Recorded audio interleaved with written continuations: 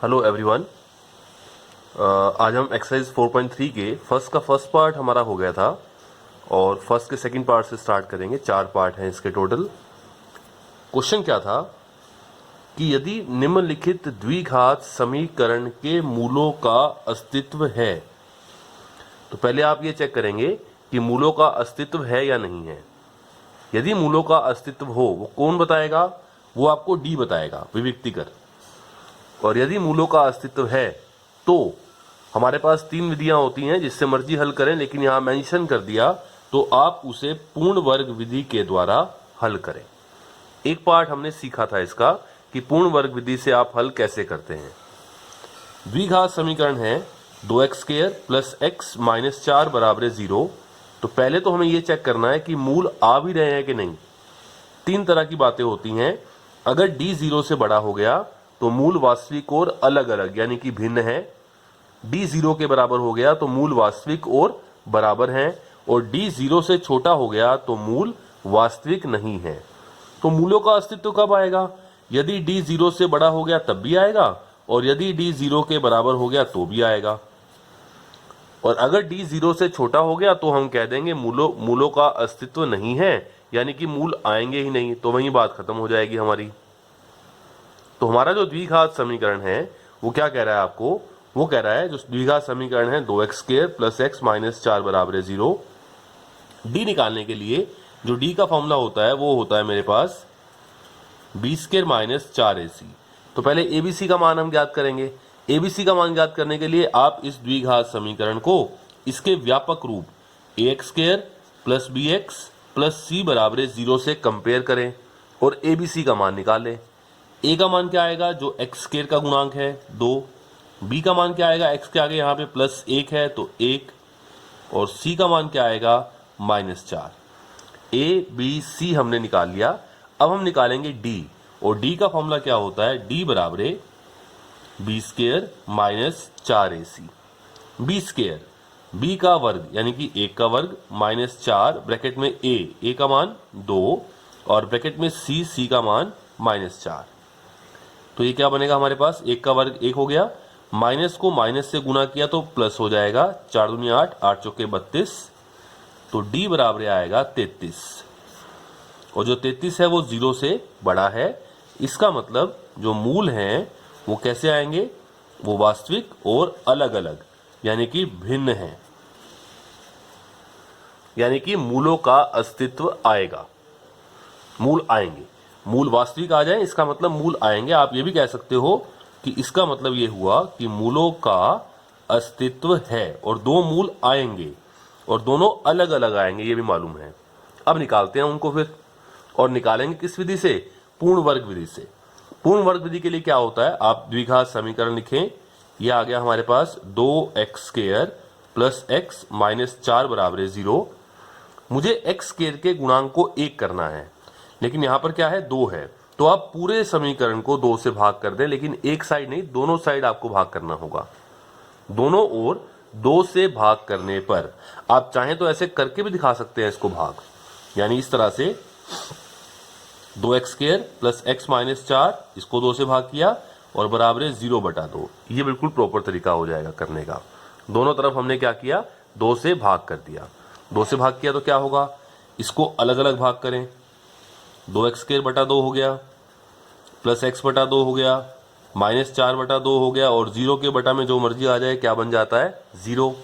ये 2 से 2 कैंसिल हो गया, तो मेरे पास समीकरण आ गया x² प्लस x/2 माइनस, और ये कैंसिल हुआ 2 पे तो -2 बराबर 0। ये हमारे पास आ गया। अब पूर्ण वर्ग के लिए आपको मैंने एक तरीका बताया था कि आप पहले तो नंबर को ले जाएं उस साइड। तो x² प्लस x/2 बराबर क्या हो गया? 2।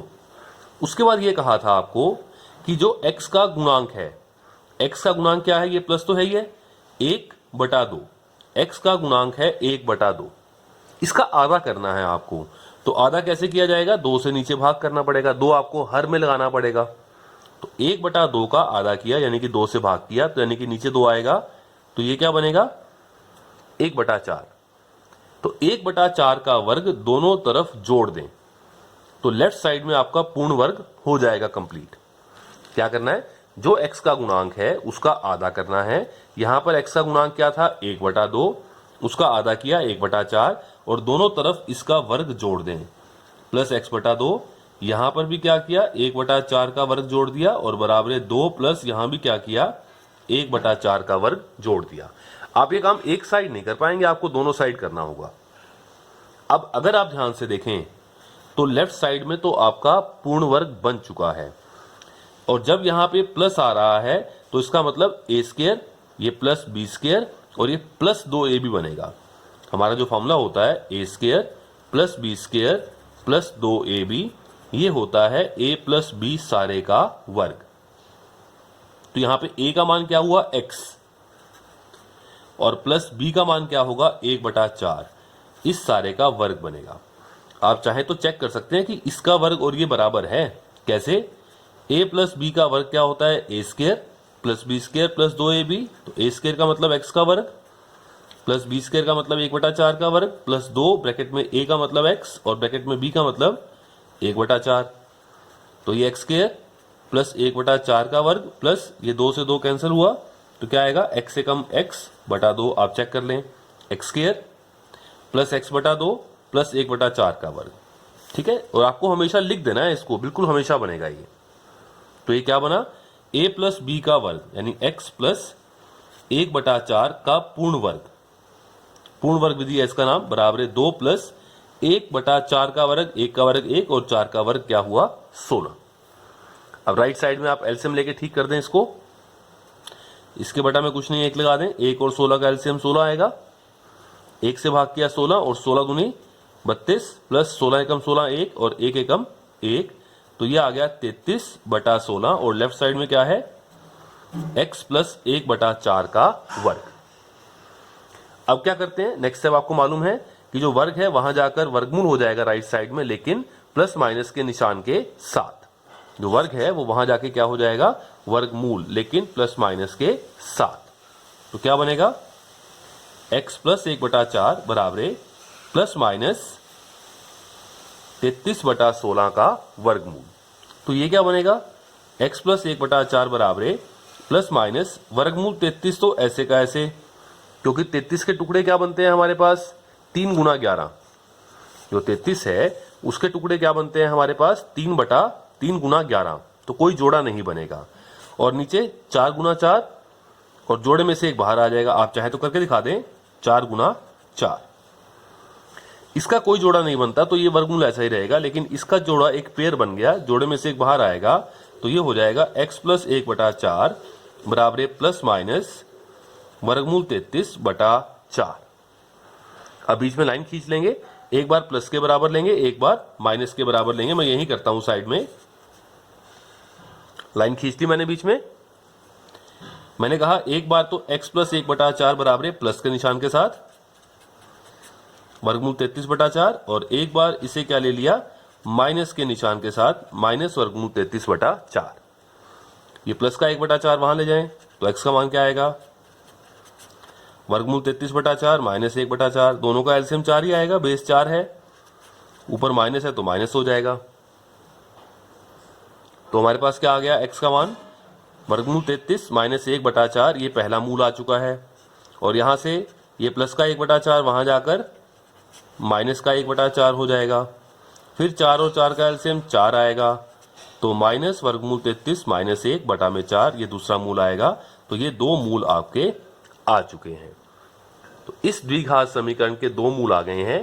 पहला आया है वर्गमूल 33 माइनस 1/4 और दूसरा आया है माइनस वर्गमूल 33 माइनस 1/4।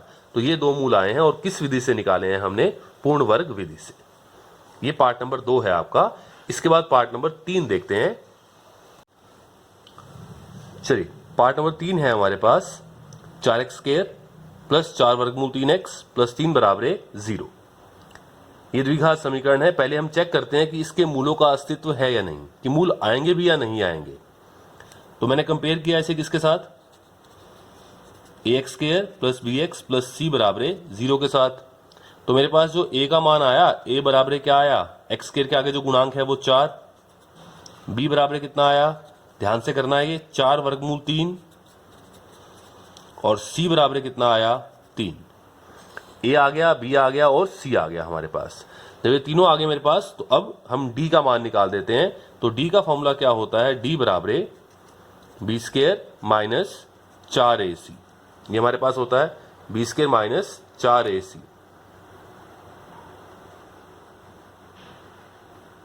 इनके मान रखे जाएंगे।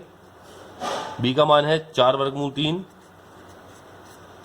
इस सारे का वर्ग माइनस 4 ब्रैकेट में ए का मान 4 ब्रैकेट में सी का मान 3। तो ये क्या बनेगा, 4 का वर्ग। अब 4 वर्गमूल 3 का वर्ग करना है, आप ध्यान से करना। आपको 4 वर्गमूल 3 का वर्ग करना है तो 4 का वर्ग तो हो गया 16 गुना में वर्गमूल 3 का वर्ग अलग हो जाएगा। और वर्गमूल 3 का वर्ग क्या होता है, वर्ग से वर्गमूल कैंसिल होगा तो 3 आ जाएगा और 16 तो ये 48। ये बात ध्यान से करनी है। आपको ये बात याद भी करनी है कि जब भी वर्गमूल 3 का वर्ग करना है तो 3 ही आएगा, वर्गमूल 5 का वर्ग करेंगे तो 5 आएगा। तो 16 तो ये 48। तो ये क्या बनेगा, 4 का वर्ग 16 वर्गमूल 3 का वर्ग 3 और 16 गुना 3 48 माइनस 4 चौके 16 16 3 48। ये तो आ गया हमारे पास 0। तो डी का मान क्या आ गया, 0। और डी का मान जब 0 होता है तो मुझे मालूम है कि मूल वास्तविक और बराबर आएंगे। यानी कि दो मूल तो आएंगे लेकिन दोनों बराबर बराबर आएंगे, मूल वास्तविक और बराबर है। और इसका मतलब मूलों का अस्तित्व है। और यदि मूलों का अस्तित्व है तो अब हम उसको निकालेंगे। और लेकिन मेंशन किया है किस विधि से निकालना है आपको, पूर्ण वर्ग विधि से। ये आपके ऊपर शर्त है, हमें इसे पूर्ण वर्ग विधि से ही सोल्व करना है। तो कर देते हैं, लिखते हैं समीकरण को। क्या समीकरण है हमारे पास, 4x स्क्वायर प्लस 4 वर्गमूल 3x प्लस 3 बराबर है 0। अब मुझे x स्क्वायर का गुणांक 1 करना है लेकिन यहां 4 है। बिल्कुल स्टेप्स वही करेंगे हम हर बार। तो 4 से भाग करें लेकिन दोनों तरफ, एक साइड नहीं कर सकते, दोनों ओर 4 से भाग कर दें। 4 वर्गमूल 3x प्लस 3 और सारे के बटा में 4 बराबर है 0/4। 0/4 तो 0 हो जाएगा। इसको आप अलग अलग भाग कर दें तो क्या हो जाएगा, 4x स्क्वायर बटा 4 प्लस 4 वर्गमूल 3x बटा 4 प्लस 3/4 बराबर है 0/4। क्या हो जाएगा, 0। 4 से 4 आप कैंसिल कर देंगे तो क्या आ गया, x स्क्वायर। 4 से 4 कैंसिल हो गया तो क्या बच गया, प्लस वर्गमूल 3x। और ये प्लस जो नंबर है उसको आप उस साइड ले जाएं तो वहां जाकर क्या हो जाएगा, -3/4। बिल्कुल वही स्टेप्स चल रहे हैं जो हमने पहले किए हैं। अब नेक्स्ट स्टेप क्या होता है, नेक्स्ट स्टेप के लिए आप क्या करते हैं कि x के गुणांक को आधा करते हैं। तो यहां साइड में जो x का गुणांक है वो क्या है, वर्गमूल 3। इसका आधा करेंगे तो क्या आएगा, 2 से भाग कर दें बस, वर्गमूल 3/2। x के गुणांक का आधा किया, ये बन गया। इसका वर्ग दोनों तरफ जोड़ देंगे तो क्या बनेगा, x स्क्वायर प्लस वर्गमूल 3x तो है ही है, तो प्लस क्या किया, वर्गमूल 3/2 का वर्ग यहां भी जोड़ दिया, ये -3/4 ऐसे का ऐसे, और प्लस वर्गमूल 3/2 का वर्ग यहां भी जोड़ दिया। अब क्या बनेगा, लेफ्ट साइड में आपका पूर्ण वर्ग तो बन चुका है, लेकिन a प्लस बी का स्क्वायर है या a माइनस बी का स्क्वायर है, ये आपको ये बीच वाली टर्म बताती है। ये a स्क्वायर, ये प्लस बी स्क्वायर और ये प्लस है तो ये बनेगा प्लस 2ab। और ये फॉर्मूला किसका कंप्लीट होगा, a प्लस बी के स्क्वायर का। तो a का मान x है क्योंकि x स्क्वायर है, और ये b स्क्वायर है तो b का मान है वर्गमूल 3/2। तो क्या बना, a प्लस बी का square a square plus B square, और ये प्लस 2ab अपने आप बन जाएगा। तो a प्लस b का मतलब वर्गमूल 3/2 सारे का वर्ग बराबर -3/4 प्लस वर्गमूल 3 का वर्ग क्या होता है, 3, वर्ग से वर्गमूल कट जाएगा, बटा में 2 का वर्ग क्या होता है, 4।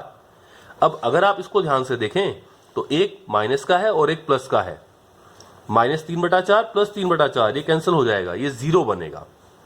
यानी कि हमारे पास क्या आएगा, हमारे पास यहां पर आएगा x प्लस वर्गमूल 3/2 का वर्ग बराबर 0। इससे नेक्स्ट स्टेप क्या होता है, आप वर्ग को उस साइड लेके जाएंगे, राइट साइड में वर्गमूल हो जाएगा लेकिन प्लस माइनस के साथ। तो x प्लस वर्गमूल 3/2 बराबर 0 का वर्गमूल लेकिन प्लस माइनस के साथ। लेकिन 0 का वर्गमूल क्या होगा, 0 गुना 0, और 0 जो पेयर बना उसमें से एक 0 बाहर आ गया तो 0 ही आएगा। तो मेरे पास आ गया x प्लस वर्गमूल 3/2 बराबर है प्लस माइनस 0। हालांकि प्लस माइनस 0 का कोई मतलब नहीं है, प्लस माइनस प्लस 0 है तो भी 0 है, माइनस 0 है तो भी 0 है। ये सिर्फ इसलिए लिखा जा रहा है कि आपको दो मूल निकाल दें। हम लाइन खींच देंगे। एक बार x प्लस वर्गमूल 3/2 बराबर प्लस 0 के बराबर, और एक बार ये माइनस 0 के बराबर। लेकिन प्लस 0 है तो भी 0 है, माइनस 0 है तब भी 0 है। तो सिर्फ दिखाना है कि आपको दो मूल चाहिए।